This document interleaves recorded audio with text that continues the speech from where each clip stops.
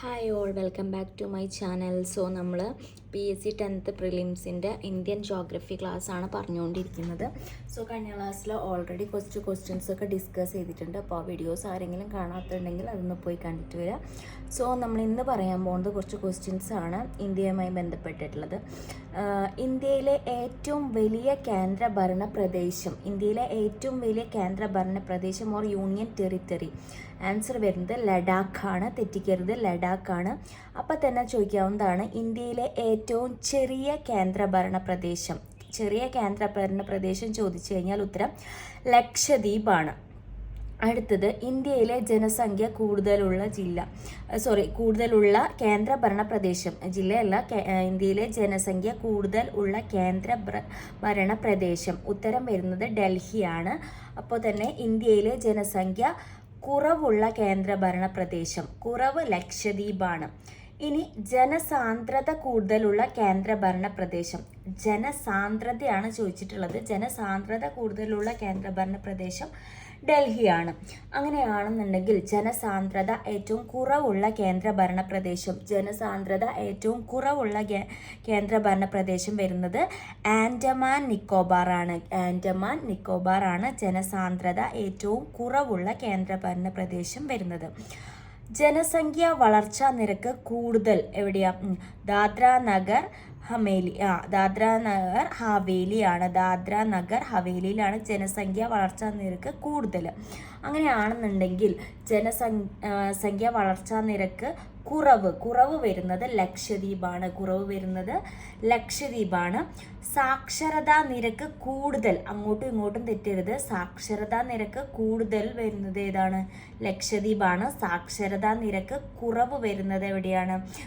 ദാദ്ര നഗർ ഹവേലി. അപ്പം അങ്ങോട്ടും ഇങ്ങോട്ടും ഈ ഒരു ക്വസ്റ്റ്യൻ കാണുമ്പോൾ നിങ്ങൾക്ക് മനസ്സിലായിട്ടുണ്ടാവും അല്ലേ? അങ്ങോട്ടും ഇങ്ങോട്ടും ഇതായിട്ടുള്ളതാണ്. ഇനി അടുത്തത്, വനവിസ്തൃതി ഏറ്റവും കൂടുതലുള്ളത് ജമ്മു കാശ്മീരിലാണ്. അപ്പോൾ വനവിസ്തൃതി കുറവ് ഛത്തീസ്ഗഡിലാണ് എന്ത് വരുന്നത്? വനവിസ്തൃതി കുറവ്. അടുത്തത്, ഏറ്റവും വലിയ കേന്ദ്രഭരണ പ്രദേശം ലഡാക്കാണ്. നമ്മൾ പറഞ്ഞിട്ടുണ്ടായിരുന്നു. ഏറ്റവും ചെറിയ കേന്ദ്രഭരണ പ്രദേശം ഏതാണ്? ലക്ഷദ്വീപാണ്. ഏറ്റവും ചെറിയ കേന്ദ്രഭരണ പ്രദേശം ലക്ഷദ്വീപാണ്. ഇനി സ്ത്രീ പുരുഷ അനുപാതം കൂടുതലുള്ള കേന്ദ്രഭരണ പ്രദേശം, സ്ത്രീ പുരുഷ അനുപാതം കൂടുതലുള്ളത് പോണ്ടിച്ചേരിയിലാണ്. അനുപാതം വരുന്നത് 1037:1000, അതായത് 1037:1000. ഇത് 7 കേട്ടോ, 7. അടുത്തത്, കേന്ദ്രഭരണ പ്രദേശത്തിൽ സ്ത്രീ പുരുഷ അനുപാതം കുറവ് വരുന്നത് ഏതാ? ദാമൻ ദിയുവിലാണ്. 618:1000 ആണ് വരുന്നത്. ഇന്ത്യയിലെ ഏറ്റവും വലിയ ജില്ല കച്ച്, ഗുജറാത്താണ് വരുന്നത്. ഇന്ത്യയിലെ ഏറ്റവും വലിയ ജില്ല വരുന്നത് കച്ച്, ഗുജറാത്താണ്. ഇന്ത്യയിലെ ഏറ്റവും ചെറിയ ജില്ല വരുന്നത് മാഹി,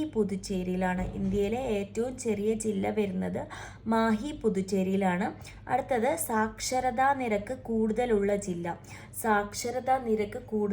ജില്ല വരുന്നത് സെർച്ചിപ്പ്, മിസോറമാണ്. സെർച്ചിപ്പാണ് എവിടെയുള്ളതാണ്? മിസോറത്തിലുള്ളതാണ്. അടുത്തത് നമ്മൾ പറയാൻ പോകുന്നത്, സാക്ഷരതാ നിരക്ക് കുറവ് വരുന്നത് അലിരാജ്പൂരിലാണ്. മധ്യപ്രദേശിലെ അലിരാജ്പൂരിലാണ് സാക്ഷരതാ നിരക്ക് കുറവ് വരുന്നത്. അടുത്തത്, ജനസംഖ്യ കൂടുതലുള്ള ജില്ലയാണ് ചോദിച്ചിട്ടുള്ളത്. താനെയാണ്. മഹാരാഷ്ട്രയിലെ താനെയിലാണ് ജനസംഖ്യ കൂടുതലുള്ളത്. ജില്ലയാണ് കേട്ടോ. ജനസംഖ്യ കുറവുള്ള ജില്ല ചോദിച്ചാണെങ്കിൽ ദിബാങ് വാലി, അരുണാചൽ പ്രദേശിലെ ദിബാങ് വാലിയിൽ എന്ന ജില്ലയാണ് ജനസംഖ്യ കുറവുള്ള ജില്ല. ഓക്കെ. അടുത്തത് ഇതുമായിട്ട് റിലേറ്റ് ചെയ്തിട്ടുള്ള തന്നെ കുറച്ച് നമ്മൾ പറയാത്ത കുറച്ച് ക്വസ്റ്റ്യൻസ് ആണ്. ഇന്ത്യക്ക് സ്വാതന്ത്ര്യം ലഭിച്ചത് എത്രയിലാണ്? 1947 ഓഗസ്റ്റ് 15-നാണ് ഇന്ത്യക്ക് സ്വാതന്ത്ര്യം ലഭിക്കുന്നത്. പിന്നെ ഇന്ത്യ റിപ്പബ്ലിക് ആയത് എപ്പോഴാണ്? 1950 ജാനുവരി 26-നാണ് ഇന്ത്യ റിപ്പബ്ലിക് ആയത്. അടുത്തത് ഇന്ത്യയുടെ തലസ്ഥാനം ന്യൂഡൽഹി. ഇന്ത്യയുടെ ആകെ വിസ്തീർണം വരുന്നത് എത്രയാണ്?